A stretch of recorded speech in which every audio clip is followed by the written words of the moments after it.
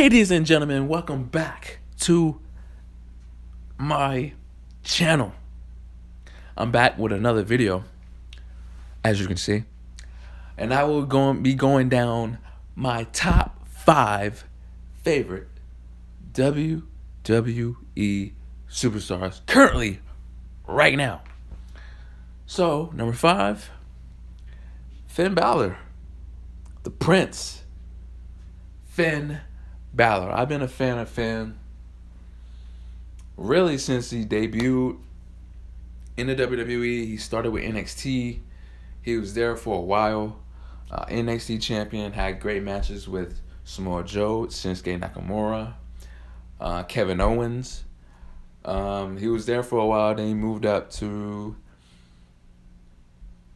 the main roster, Raw. He was scheduled to have one of the massive pushes in the world, and just crazy. He defeated Roman Reigns in his Raw debut. He beat the big dog in his Raw debut. Then that led up to his Universal Championship match against Seth Rollins, to see who will be the very first Universal Champion. He actually won that match. He beat Seth Rollins. And unfortunately, he injured his shoulder in that match, forcing him to have surgery, ultimately forcing him to relinquish the title the very next night. And he was gone. He was gone for almost up to a year to recover. He came back teaming up with Seth Rollins the night after SummerSlam, the very next SummerSlam, I believe, to face off against Kevin Owens and Samoa Joe. Ever since then, man, he was doing okay. He had good feuds with Bray Wyatt before The Fiend. He did other things. It wasn't good. It wasn't okay. Obviously, I can't remember it. So obviously it wasn't good. So he was Intercontinental Champion. I think he defeated The Miz for it. I don't remember. So when he was Intercontinental Champion, he was on SmackDown as Intercontinental Champion. And so, yeah, he had the title for a while. Then he lost it. I forgot who he lost it to. But then ultimately he had the feud with The Fiend. The debuting Fiend, Bray Wyatt. Then he just killed. He was just done. Okay, Fiend beat him within a minute or two. Then he moved to NXT. He went down to NXT. The reincarnation of Finn Balor was just incredible. Incredible, man. Vince won't do anything with him. Triple H said, you know what? I got him. He's in NXT flourishing. Absolutely flourishing as a heel. He was a babyface for a majority of his NXT run and main roster. This is the first time Finn Balor has been heel since he even came into WWE. And he's just killing it. He came back and looked as if he was going to face Adam Cole for the title. Then it was the Undisputed Era. Johnny Gargano and Ciampa, they had this little face-off with them. Finn Balor came out and acted as if he was going to team up with Gargano and Ciampa and beat down Undisputed Era. All of a sudden, he kicked Johnny Gargano, and the NXT crowd was just like, wow, heel Finn Balor is just great. It's just awesome. And he's just been on this heel run since. Right now, he's going to face Gargano at the next takeover in Takeover Portland in a couple of weeks. So that's going to be a show stealer, of course. So Finn Balor is my number 5, man. I've been a fan of Finn since forever, and he's going to continue to flourish. Number 4 is the Monday Night Messiah, Seth freaking Rollins, man. Now, Seth, I've been a fan of Seth since The Shield, obviously. One of the greatest factions ever in wrestling, not just WWE, just wrestling, period. I've always been personally a fan of more of Ambrose, not Rollins and Reigns. I always looked at Dean as the top, the number 1 guy. But obviously, WWE had other plans. Obviously, Roman, the big dog. But I've always been a little more of a fan as far as in-ring work than Seth over the other two. But when Seth turned on the Shield, I thought it was the greatest thing in the world. He then, teamed up with the Authority, Steph, Triple H, Randy Orton, those boys. Then he won the Money in the Bank. Had the greatest cash in history, WrestleMania 31 against Brock and Big Dog. He held the title for a long time. Then ultimately, unfortunately, he had to relinquish the title because of his injury against Kane on a live event. I think that was overseas somewhere. I can't remember.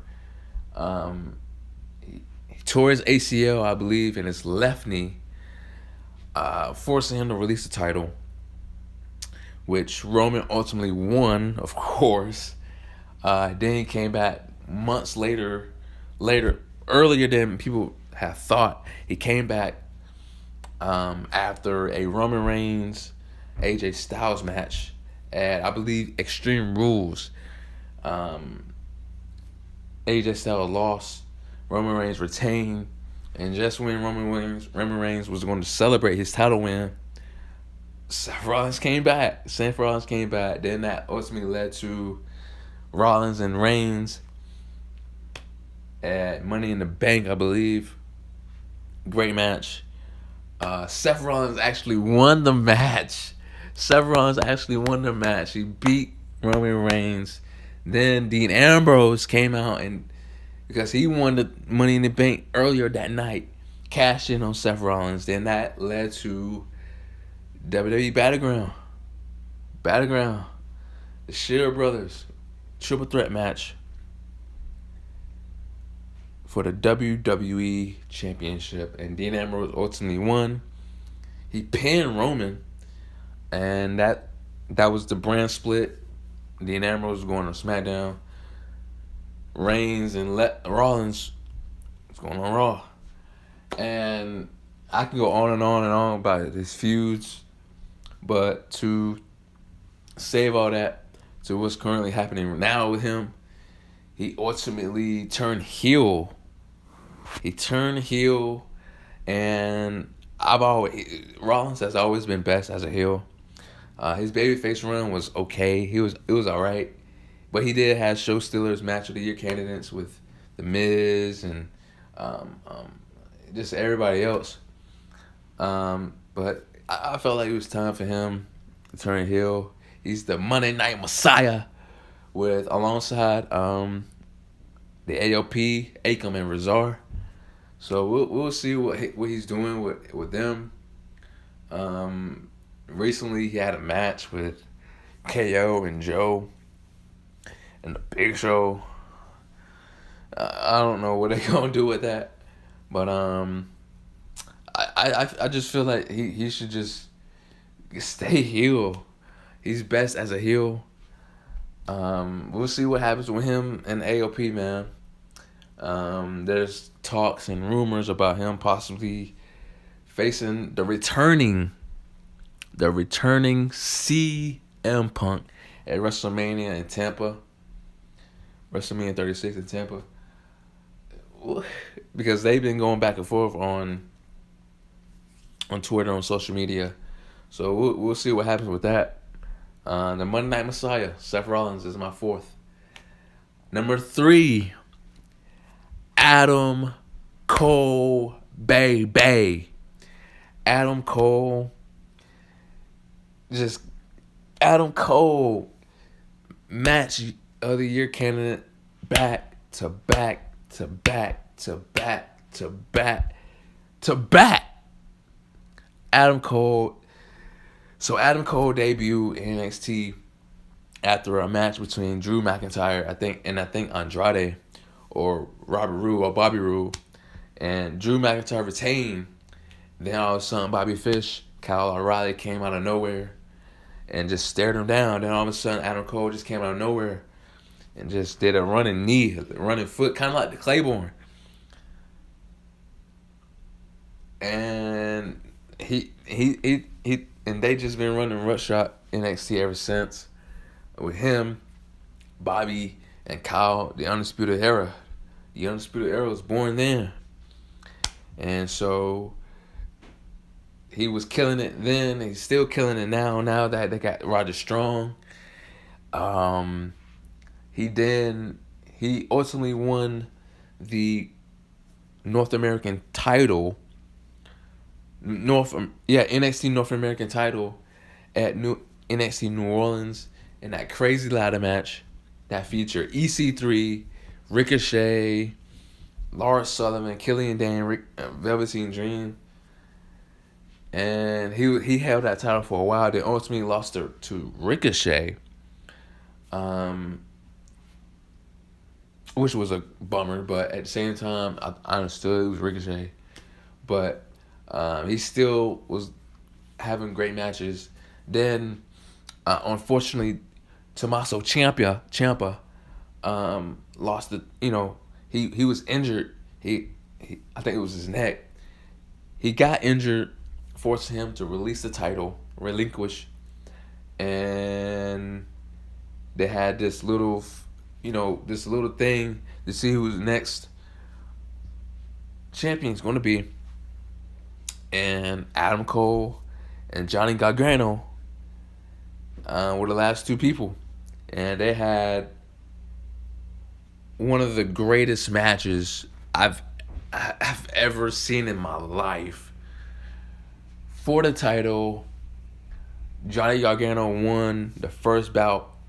Then the next, I think Adam Cole finally won. I think Adam Cole won at NXT New York, TakeOver New York. Man, Adam Cole been the champion ever since. He's still the champion at this current moment. And honestly, I don't see anybody beating him. Every single member of the Undisputed Era are champions. Adam Cole, NXT champion. Roger Strong, NXT North American champion.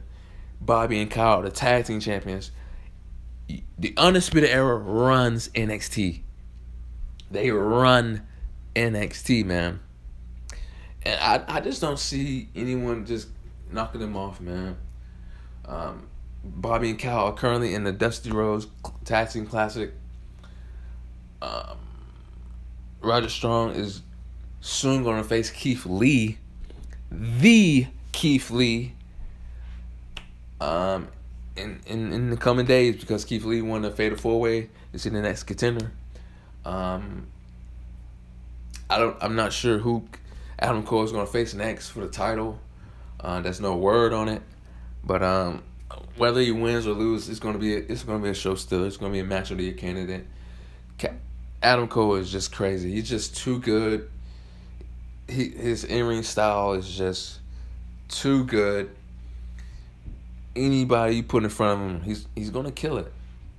He's going to kill it because he's Adam Cole. He's Adam Cole, baby. So, we'll just see what happens with that, with Adam. So, number two on my list is, of course, it's the big dog, Roman Reigns. Like I said, I was a fan more of Dean Ambrose and Shield, but I just looked at Roman as like the enforcer, just the heavyweight dude. But obviously the Shield broke up. Roman and Dean kind of went their own ways. Roman at first he wasn't doing all right. He wasn't ready, to be honest, to be that guy. But WWE just forced his push, and that ultimately led to his 2015 Royal Rumble win. And the fans just rejected it, man. Just rejected it. They was in Philly, and The Rock even came back. The Rock came back, and even because Roman eliminated Kane and the Big Show simultaneously, and they just came back in the ring and just knocked him down, beat him up. And The Rock came back and just fighting them boys off, and the fans still rejected it. They booed The Rock. What a slick way to cheer Roman to bring The Rock back, but it didn't work. They were still booing this man out the building, and they just weren't messing with it, man. And that led to his WWE title match against Brock Lesnar at WrestleMania 31. He wasn't ready to be the champion, so that led to Seth Rollins' cash in. And Rollins was the champion, ultimately lost it, and they did this little tournament.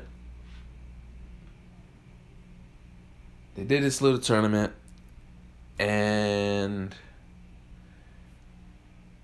at Survivor Series, it was Dean Ambrose and Roman, and whoever wins this match is the WWE champion.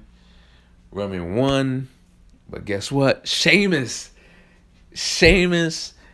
cashed his Money in the Bank, and he beat Roman. Roman wasn't even able to just celebrate his title reign like that. So Sheamus stole his moment. Ultimately, Roman got the title back. And then at the following WrestleMania, he faced Triple H. And Triple H was a champion at that time because Roman Reigns put his title on the line in the Royal Rumble match. Stupid. Triple H won the match. Roman Reigns did that, and Roman won. WrestleMania 33 was the big dog, Taker. I kind of knew Roman was going to win. I didn't want it to happen because it's Taker, but yeah. Roman won, kind of like passing the torch, kind of. Then the following year, WrestleMania 34, one of the worst main events in the entire world. Roman, Brock. Everybody thought that Roman was going to win because Brock Lesnar is the part-timer. And, Brock normally loses the title at Mania, so he can move on and do whatever. And Roman didn't win. Brock kept the title. And that led to a series of just horrible, just garbage matches between them. It's just same thing. Suplex, repeat. F5, F5, F5. Then Roman spear, Superman punch.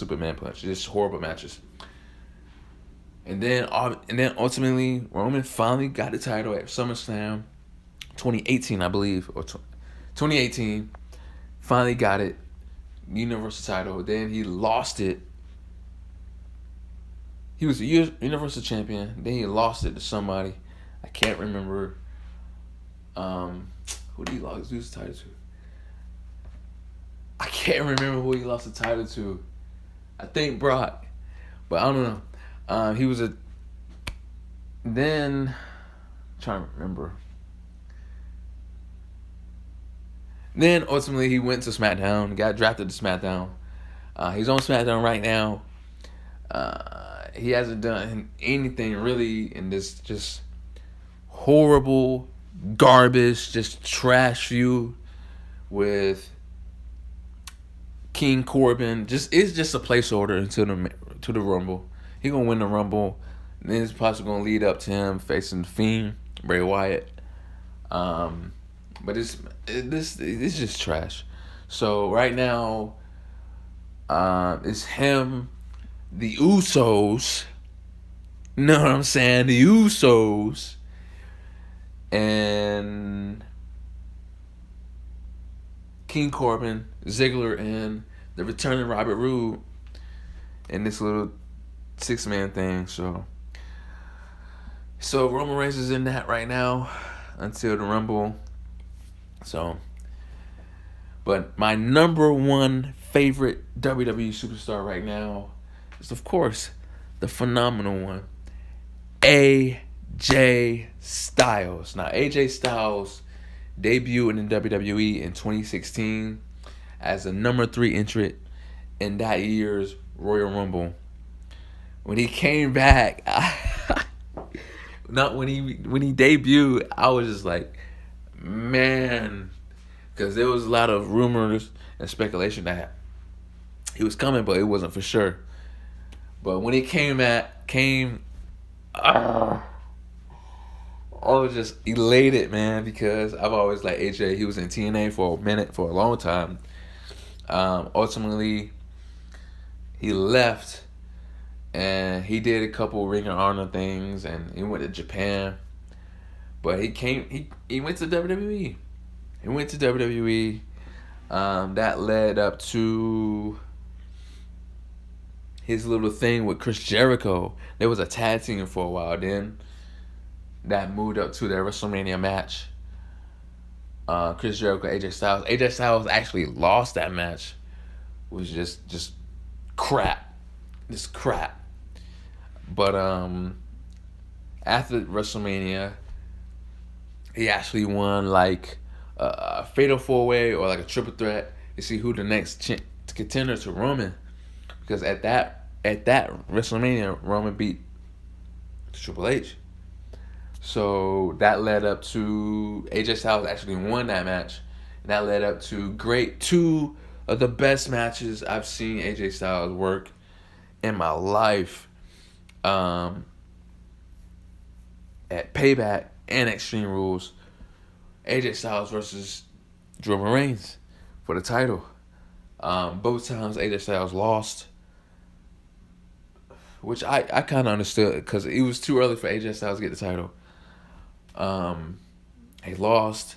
Then he was in a couple matches with Kofi Kingston, with The Miz, and all that stuff. Then the brand split happens. Oh, man. Let me rewind. He faced John Cena. Oh, my God. Twice. John Cena came out. Then all of a sudden, he did typical John Cena stuff. Hustle, loyalty, respect. AJ Styles comes out. And they just have this moment. The crowd was just too into it. Oh, my God. And then that led to AJ Styles turning heel. Because John Cena is never heel. He's always a babyface. So AJ Styles actually turned heel on John Cena. And that led to the greatest match I've seen in AJ Styles history. Any match he's at.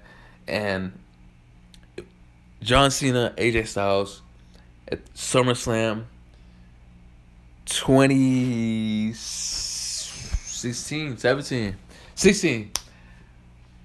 in Brooklyn, New York. That match, I might watch that right now after I get done with this video. That match was just great. It was a great match, and obviously AJ Styles won. Then that led to the brand split. He went to SmackDown. Then he faced Dean Ambrose for the title because Dean Ambrose was the champion. And he beat Dean Ambrose at No Mercy 2016, yeah. He beat Dean Ambrose. Finally, he captured his first WWE title. captured his first WWE title as a heel, of course, and he held it for a while. He held it for a while, man, until 2017's Royal Rumble. He lost it to none other than John Cena, which I thought was just crap. It was crap. Then that led to AJ Styles he didn't really do anything. He didn't really do anything, and he was upset. That was the storyline, and then he started fighting Shane McMahon. Shane McMahon, that led up to their match at WrestleMania 33. Great match. The best match on that card, in my opinion. Nobody wanted it. Obviously, I didn't personally want it. But it's AJ Styles. No matter what match he's in, it's going to be great. And I knew Shane McMahon. Shane McMahon, he doesn't get his credit. Shane McMahon can work. He can fight. Shane McMahon. The bumps that he take, he don't get the credit for it. You know what I'm saying? That match was crazy. That is my personal favorite match on that card. The best match. Then he got the title back. AJ Styles currently. Then later down in 2017, he got the title back by defeating Jinder Mahal in London. The first time ever the WWE title has been changed hands in overseas in London, I believe. And he won. He went on to face Shinsuke Nakamura for the title at WrestleMania 34.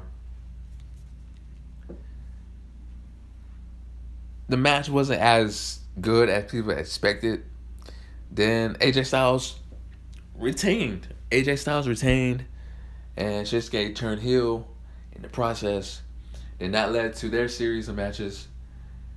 And AJ Styles won every single one. Then that led to the Joe feud. Then that led to something else. And ultimately, AJ Styles lost the title. I forgot to who. Now, to fast forward to now, he's on Raw.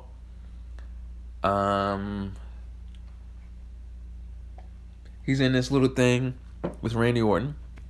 Randy Orton and AJ Styles previously had a match at WrestleMania 35, which AJ Styles won. One of the best matches on that card. Then I guess they're gonna do another rematch. They're gonna do a rematch at WrestleMania, but this time AJ Styles is the heel, Randy was the face, and I think Randy was gonna win this one. So that's what AJ Styles is doing right now with the OC, Gallows, Anderson, and this is my list. My top 5 favorite WWE superstars right now: Finn Balor, Seth Rollins, Adam Cole, baby, Roman Reigns, Big Dog, and AJ Styles. So until next time, this is my top 5, and it's my top 5. It changes every now and then. Like I can't have like a steady top 5 for like a week or like a month. It always changes. So by next week, I'll probably have a different 5. So it depends on what superstars are doing. It depends on what they're doing and within storylines and obviously the in ring work. But this is my top 5 as of today. So until my next video, yes sir.